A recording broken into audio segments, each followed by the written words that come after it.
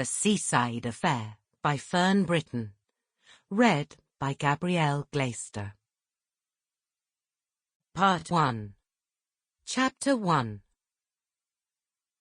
You should have woken me, silly.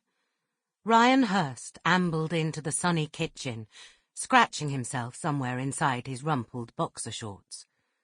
His girlfriend, Jess Tate, glanced up from reading the paper at the kitchen table and allowed her eyebrows to wrinkle briefly in distaste. Ryan bent down and gave her a kiss on her freckled nose, a small gesture he was prone to, which always managed to irritate her. "What's for breakfast?" He stretched out his muscular arms, then straightened up and yawned. His armpits gave off an unpleasant odour. Jess pushed up her reading specs, sweeping her loose brown curls off her face, and gave him what she hoped was a relaxed smile. "If your fans could see you now." "Yeah, don't tell them. Anyway, baby, I'm all yours." He placed his hands either side of her head and thrust his hips and crotch towards her, mimicking a male stripper. She pulled a face and turned away. "You pong. Go and have a shower, and I'll make something to eat." "You love me, baby, you know you do." He scratched his chest and yawned again. "I've missed you, Jess, I really have." She looked into his dark, almond-shaped eyes, even more sexy with the tanned creases of crow's feet at their edges.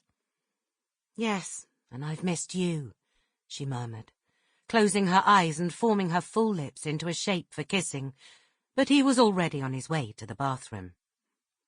With a sigh, she got up and made her way to the fridge. There were plenty of eggs, a slab of cheese, and some mushrooms. Ryan hadn't touched a carbohydrate since the third person in their relationship, Cosmo Vanini, had entered their lives. "Well, an omelette, do you?" she called, but he couldn't hear her over the sound of the shower. Two pairs of beady eyes popped up over the dog basket next to the dishwasher. Jess bent down to tickle a brace of plump tummies. "Daddy's home, girls." Elsie and Ethel were miniature Dachshund sisters. Ryan had brought them home 9 months ago, the day he had landed the title role in Vanini, a TV series about the exploits of a globe-trotting classical conductor who moonlights as an MI5 agent. The show had been an overnight success, and as a result the tabloids had given Ryan the dubious honour of dubbing him the thinking woman's brioche. Jess recalled that cold January afternoon, when he'd poked his head round the living-room door, the smell of frosty air clinging to him. She was huddled on the sofa in front of the TV, swaddled from head to toe in their duvet to combat the lack of heating, watching Deal or No Deal, and wondering whether she should apply to be a contestant, in the hope of bringing home some prize money. One look at Ryan's face told her his audition had been successful. "Oh, my God, you got the job?"